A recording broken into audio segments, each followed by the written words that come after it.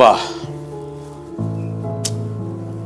এটা কোনো কাজ করছো তুমি না? তো মাত্র 2 ঘন্টার মধ্যে রেডি হয়ে গেলাম। 2 ঘন্টা মানে কি? আজকে আমার বাড়িধারা ক্লাবে একটা স্পেশাল পার্টি আছে, আমি ওটার জন্য কি সুন্দর করে রেডি হব না? আর শোনো, 2 ঘন্টা হয় নাই। তোমার কিন্তু মনেই হইতেছে না যে তুমি আমার বউ, মনে হচ্ছে পাশের বাসার ভাবি। মানে কি আনোয়ার, আমাকে পাশের বাসার ভাবি লাগছে? আচ্ছা, নিজের বউকে কেউ পাশের বাসার ভাবি বলে? কারণ আছে। কি কারণ? কারণ হলো মানুষের নিজের কোনো কিছু ভালো লাগে না, অন্যটা ভালো লাগে। তোমাকে পাশের বাসার ভাবি মনে করে আমার কিন্তু ভালো লাগে, অসুবিধা নেই। উদ্দেশ্যটা তো ভালো লাগে। আরে ভাই, তোমার ভালো লাগে আমার। বুঝতে পেরেছি। আশা করো, বসো বসো না। আমি কোনো নাস্তা করতে পারবো না, আমি ফুল ডায়েটে আছি।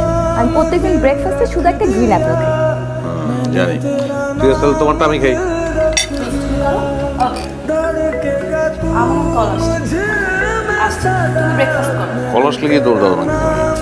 হ্যালো। হ্যাঁ বলো। হ্যালো, হ্যাঁ, কোথায় তুমি? এই তো আমি আচ্ছা শোনো না, গাড়ি থেকে নামতেছি, বাসায় ঢুকতেছি। আমি একটু মেঘনা শপিং করতে এসেছি। আমার ক্রেডিট কার্ড না আমি আনতে ভুলে গেছি। তুমি আমাকে কিছু টাকা পাঠাতে পারবে? আচ্ছা, তাহলে কত? 1 লাখ পাঠাই? আচ্ছা, পাঠায় দাও, 1 লাখ হয়ে যাবে। ওকে, বাই। বাই। চাবি দাও।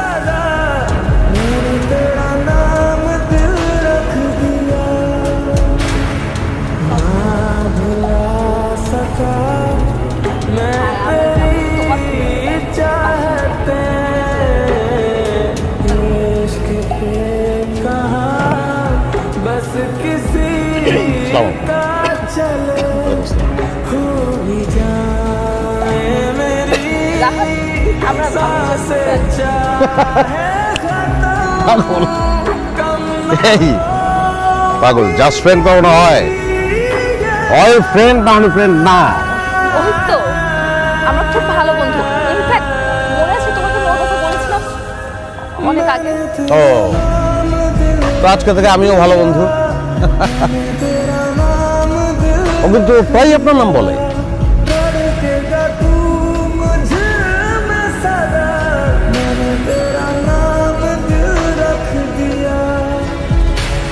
একটা গ্লাস, 2টা কেন?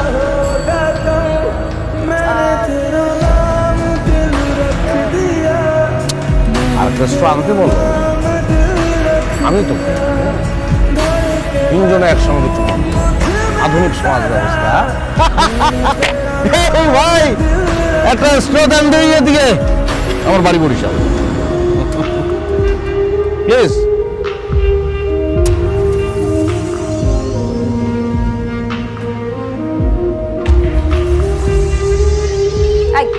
তুমি আমার পিছনে স্পাই লাগিয়েছো? নিজের বউর পিছনে তো স্পাই লাগায়? তুমি এত নিচ, এত জঘন্য হয়ে গেছো। এই, তোর শিল্প সাহিত্য বন্ধ কর। কার বই করছো তুমি?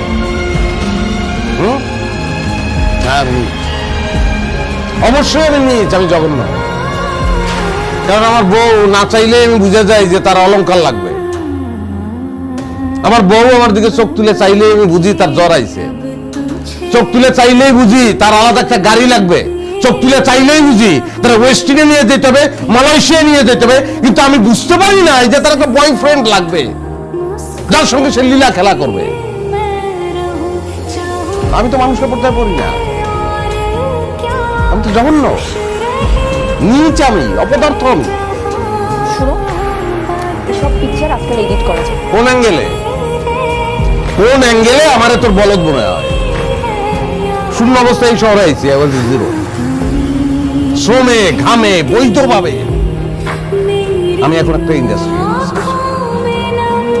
এই নির্মম শহরে যে টাকা রোজগার করতে পারে সে কোনোদিন বলদ না, এটা মাথায় রাখবে। না, তোমার কথাবার্তা শুনে এখন আমি একদম বিশ্বাস করতে পারছি না।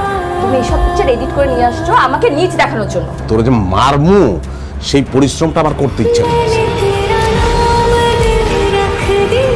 আমার সাইন করা আছে, তুই সাইন কর। দেনমোহরের 20 লাখ টাকা তোরা কাউকে পারবে। বাড়িটা ভালোবাসে ভিক্ষা দিয়ে গেলাম, ভিক্ষা।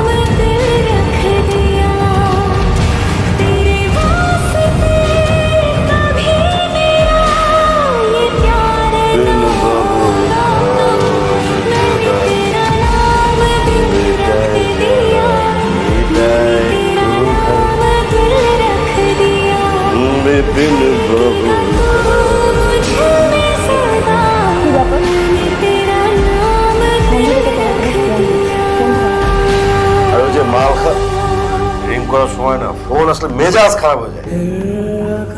ড্রিঙ্ক করার সময় ফোন আসলে তোমার মেজাজ খারাপ, আর এই যে দিনের পর দিন কাজ না করে যে পার করে দিচ্ছ, তাতে কি নিজের উপর একটু মেজাজ খারাপ হয় না তোমার?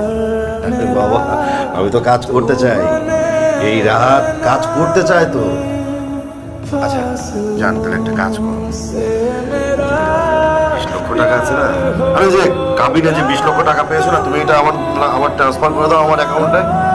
আমি একটা হেভি একটা বিজনেস প্ল্যান করেছি, টাকা পাওয়ার সাথে সাথে মানে কাজে লেগে পড়বো। কালকে থেকে কাজে লেগে পড়বো। টাকা? 20 লক্ষ টাকা কেন? তুই এক টাকাও পাবি না। এই যে আমার ফ্ল্যাটে ফ্রি ফ্রি থাকছিস, এটাই তোর জন্য অনেক। টাকা পাবো না, তাহলে তোকে কেন বিয়ে করছি? টাকা যদি আমি নাই পাই, তাহলে আনোয়ারের ছেড়ে দেওয়ার জিনিস আমি বিয়ে করার তো দরকার ছিল না। এই রাহাত কেন তাহলে বিয়ে করবে? রাহাত, আমি তো তোমাকে ভালোবেসে সব কিছু ছেড়ে চলে এসেছি। ভালোবাসা না, ভালোবাসা ভালো তো তোকে আনোয়ার বাসা। তুই যেহেতু সেই আনোয়ারকে ছেড়ে আমার কাছে আসতে পেরেছিস, তুই আমাকে ছেড়ে যে আরেকজনের কাছে যাবি না, তার গ্যারান্টি কি? হ্যাঁ? টাকা যদি নাই পাই, তোর মতো সেকেন্ড হ্যান্ড জিনিসটা বিয়ে করার দরকার ছিল না। ছিল? ভালো ছিল। बस किसी का चले हो भी जाए मेरी सांसें चाहे নিজের হাতে নিজের জীবনটা শেষ করে ফেললাম। ना